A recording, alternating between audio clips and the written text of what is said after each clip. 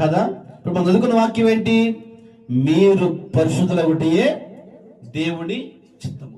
దేవుని చిత్తములో, దేవుని ఇష్టములో, దేవుని అభిలాషలో, దేవుని అభిష్టములో, దేవుని కోరిక చొప్పున, దేవుని ఇష్టము చొప్పున ఆయన మనసులో ఉంది ఏంటి? ఇప్పుడు పరిశుద్ధత కలిగి ఉండటమే దేవుని చిత్తం.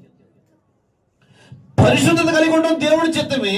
అదే రీతిగా జడత్వాన్ని, లోక మర్యాదని, లోక పాపను విడిచిపెట్టి మన ఘట్టాన్ని మనము కాపాడుకుని దేవుని చిత్తము. అదే చెప్పండి, ఈ ఘట్టాన్ని కాపాడు అంత సామాన్య పనేనా? ఈ శరీరాన్ని, ఈ కన్ను చెడు వైపు, కుడికి ఎడవైపు చూడకుండా ఈ కళ్ళు యథార్థంగా చుట్టూ సాధ్యపడే పనేనా? ఈ చెవులు భూత మాట్లాడకుండా, వ్యర్థమైన కాపాడుకోవడం అంత సాధ్యమైన పనేనా? ఈ నోట్లోంచి భూతులు రాకుండా, అబద్ధం రాకుండా, మోసం మాటలు రాకుండా, కొంపలు కూర్చే మాటలు రాకుండా కాపాడుకోవటం అంత సాధ్యమైన పనేనా? ఈ చేతులు అపవిత్రమైన దాన్ని, వ్యర్థమైన దాన్ని ముట్టకుండా, తాగకుండా, ఏమి చేయకుండా కాపాడుకోవడం అంత సాధ్యపడబడినా?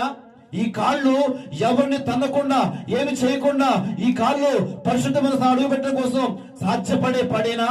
ఈ ఊహలు, ఈ తలంపులు, ఈ ఆలోచనలు, ఈ కోరికలన్నీ కూడా కాపాడుకోవటం మనకు సాధ్యపడే పనేనా?